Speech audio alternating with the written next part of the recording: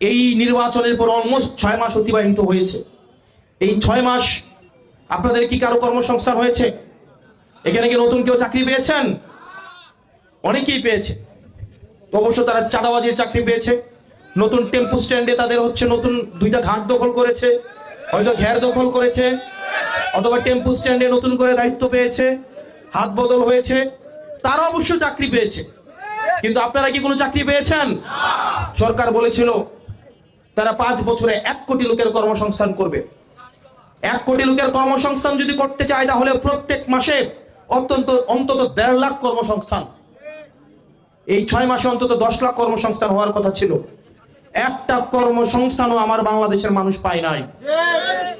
এই তরুণ সমাজকে দেওয়ার কথা ছিল চাকরি, কর্মসংস্থান দেওয়ার কথা ছিল, কিন্তু এই কর্মসংস্থানের পরিবর্তে তাদের হাতে তুলে দেওয়া হয়েছে মাদক, তাদের হাতে তুলে দেওয়া হয়েছে অনলাইন জুয়া। মাদক এবং অনলাইন জুয়া সমাজ সয়লাভ হয়ে গিয়েছে। এবং আমাদের স্বরাষ্ট্রমন্ত্রী বলেছিলেন ঈদের পরে মাদকের বিরুদ্ধে অভিযান। অবশ্য কোন ঈদের পরে এটা উনি নিশ্চিত করেন নাই। উনাদের অবশ্য ঈদের পরেরটা কোন ঈদের সেটা কখনোই নিশ্চিত করে না।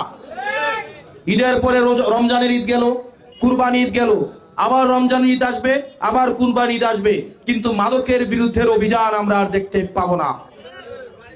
এবং স্বরাষ্ট্র মন্ত্রণালয়ের যিনি মন্ত্রী, উনার বাড়ির সামনে দিয়ে হচ্ছে মাদকের সবচেয়ে বড় করিডোর।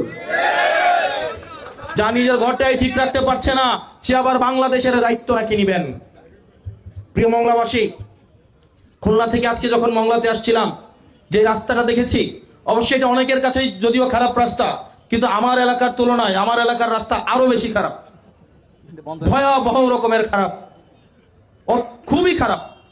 তবে এই এলাকার তুলনায় এই অঞ্চলের যে ন্যাশনাল ইকোনমিতে যে কন্ট্রিবিউশন এবং যে পরিমাণ হচ্ছে এই বন্দরের জাতীয় অর্থনীতিতে যে অবদান, সেটি বিবেচনায় এই মংলা এবং খুলনার যে রাস্তা, সেটিকে অনীতি বিলম্বে এটাকে 4 লেনে কাজ শুরু করা উচিত।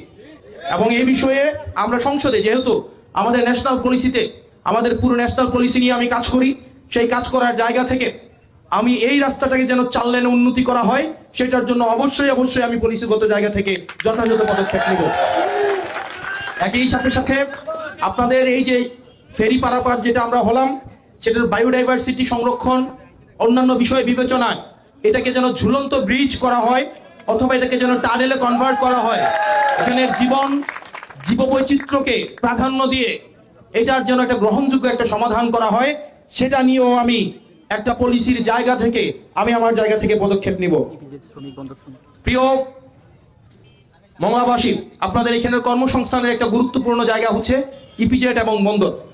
ইপিজেড এবং বন্দরের শ্রমিকদের স্বার্থ সংরক্ষণের জন্য, মজুরি বৃদ্ধির জন্য, তাদের জীবনমান উন্নতির জন্য, এবং আমরা দেখতে পাই স্বল্প মজুরি বর্তমানের যেই বাজার, বর্তমানের যে জীবনযাত্রার মান, সেটির সাথে সংহতি রেখে এই যে শ্রমিকদের বেতন কাঠামো কখনোই বর্তমানে প্রত্যাশিত নয়, সেটিকে যেন বর্তমান বাজার মূল্যের সাথে, বর্তমান জীবনমানের সাথে সেটিকে একটি সঙ্গতিপূর্ণ একটি অবস্থান নিয়ে যায়।